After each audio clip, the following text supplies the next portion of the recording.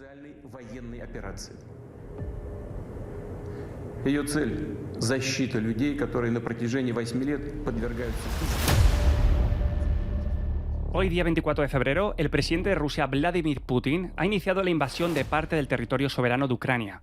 Lo ha revestido como misión de paz, en apoyo a Donetsk y Lugansk, dos regiones ucranianas controladas por rebeldes prorrusos y que han declarado su independencia de forma unilateral. Una independencia que ya ha sido reconocida por Moscú.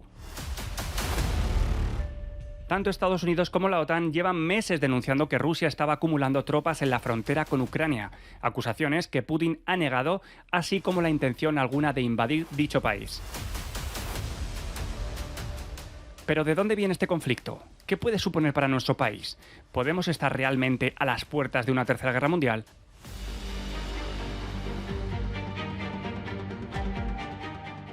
Responde a estas preguntas Javier Arias Borque, redactor de Libertad Digital, responsable de las secciones de Interior y Defensa.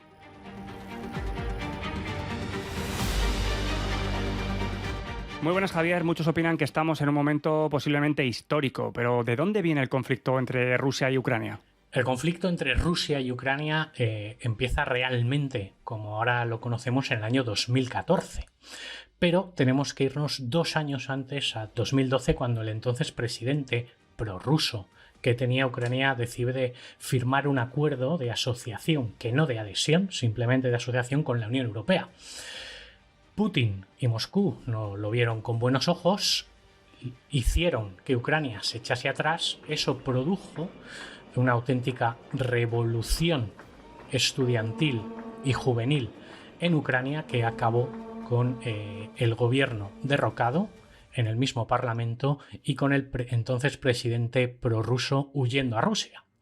De manera paralela, ante esas grandísimas movilizaciones prooccidentales que hubo en Ucrania, hubo un levantamiento armado teledirigido por Moscú en las provincias de Lugansk y Donetsk, justo las mismas que ahora centran, ¿no? este conflicto. En ese mismo año, 2014, Rusia también entró militarmente y de forma unilateral en la península de Crimea, que era territorio ucraniano, pero que se han quedado ilegalmente desde entonces. Para entender qué es lo que está pasando, nos tenemos que ir incluso un poco más a la época de Joseph Stalin y de la Unión Soviética, cuando el dictador decidió hacer un proceso de rusificación de Ucrania, decidió llevar pobladores rusos hasta Ucrania para evitar cualquier tipo de movimiento independentista. Esto es lo que hace que más o menos un 40% de la población de Ucrania ahora mismo sean lo que llamaríamos rusos, que son ucranianos de ascendencia rusa, que son descendientes de aquellos rusos que Stalin trasladó hasta Ucrania.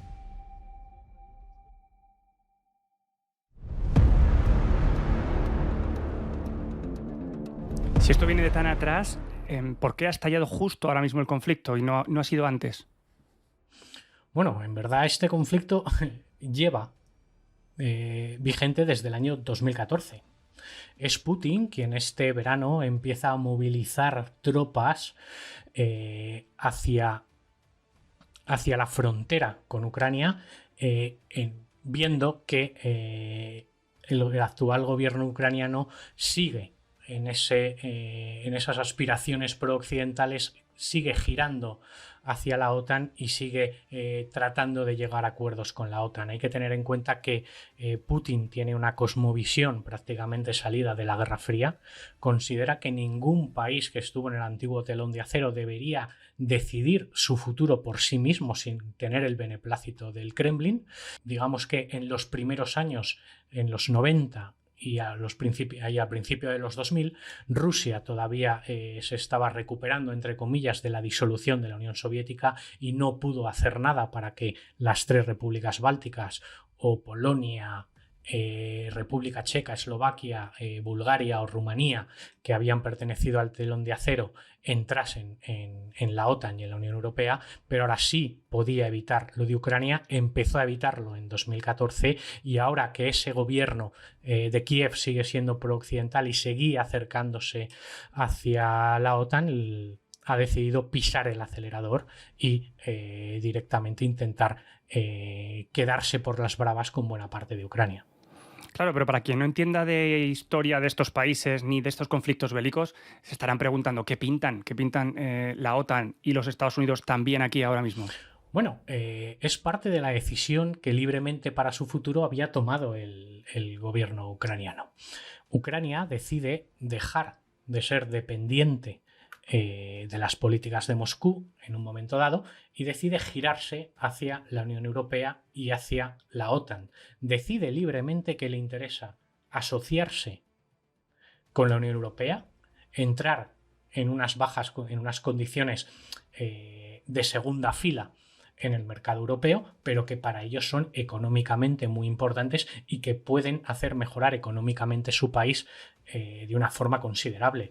Normalmente la entrada en la Unión Europea, los planteamientos ideológicos de democracia y de libre mercado que tiene la Unión Europea te llevan irremediablemente políticamente a lo que es hoy en día la OTAN, que la OTAN no es una organización militar, es una organización política con una estructura militar, pero es ante todo una organización política. ¿Qué hace la OTAN en esta situación? Efectivamente, en 2014, Putin ya hace la primera anexión unilateral de la península de Crimea y apoya ese levantamiento armado en Donetsk y en Lugansk.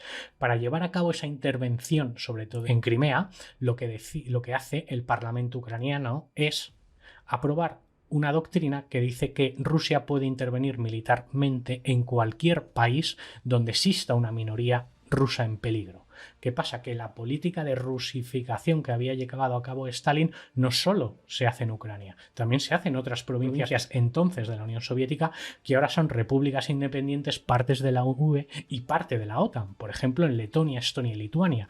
Y también hay pequeñas minorías rusas en Polonia. Aún así, esa cosmovisión digna de la Guerra Fría que tiene Putin, lo que hace es meter el miedo en el cuerpo a todos aquellos socios de la OTAN y de la Unión Europea que un día formaron parte del telón de acero y son los que piden que se despliegue, digamos, una especie de muro antirrusia de la OTAN en sus países para intentar defenderse por si, en pos de esa doctrina que se había aprobado en el Parlamento ruso para invadir Crimea, Putin decide invadir cualquiera de los otros países. Vale, ¿y qué sanciones pueden efectuar ahora sobre Putin y su gobierno? Dado que, bueno, ya llevamos sabiendo semanas que tanto la OTAN como los Estados Unidos están rodeando ese país de cara a esperar este conflicto. Sí, es lógico. Es decir, en diciembre está ya meridianamente claro que la intención de Vladimir Putin es invadir Ucrania. No sabemos todavía cuánto va a invadir.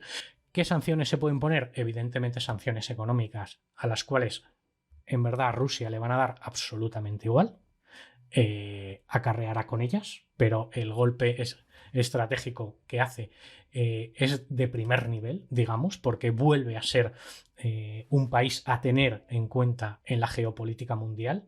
Hace 50 años el mundo se dividía entre Occidente y los países comunistas, entre Estados Unidos y Rusia.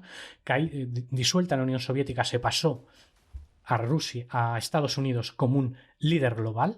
Luego nació China como ese otro país al que tomar como referencia. El mundo pasó a dividirse entre la órbita de Estados Unidos y la órbita de China. Lo que ha hecho Putin con este movimiento y con otros como los que está realizando en África, en algunas partes de Asia y pudo hacer en Siria, es que el mundo ahora tenga tres referentes que son Estados Unidos, China y Rusia.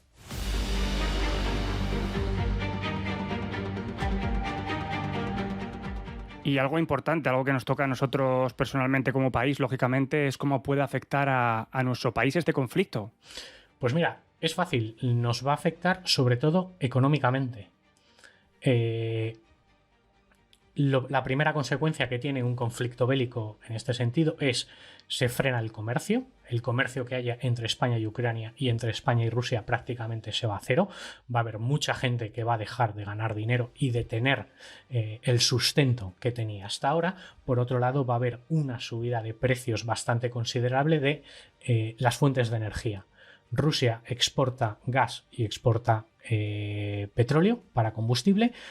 Lo que va a hacer esta guerra de inicio es elevar considerablemente el precio del gas y del combustible, y eso lo vamos a notar todos los españoles de manera prácticamente inmediata en nuestros bolsillos. Para finalizar, Vladimir Putin ha amenazado Occidente con consecuencias nunca vistas en la historia si intervienen en la guerra con Ucrania. Tú, como experto, ¿hasta dónde crees que puede llegar el conflicto realmente? ¿Podemos estar a las puertas de una tercera guerra mundial? Es fácil, no. Es decir, ni Rusia ni Estados Unidos quieren llegar a un conflicto directo entre dos potencias que tienen armamento nuclear. Hay que tener en cuenta una cosa: Ucrania no forma parte de la OTAN, por lo que no hay una obligación real de entrar militarmente en Ucrania para combatir con Rusia. Rusia tampoco quiere entrar en ese conflicto con la OTAN o con Estados Unidos. Amenaza. Esto en verdad es chau chau, son golpes en el pecho. Lo que quiere es tener vía libre para hacer y deshacer en Ucrania sin enfrentarse a los países occidentales, que por otro lado tampoco quieren enfrentarse a Rusia, y lo que vamos a ver es que el conflicto se circunscribe únicamente a Ucrania. Pues muchas gracias, Javier, por explicarnos las claves del conflicto. Te seguimos leyendo en Libertad Digital.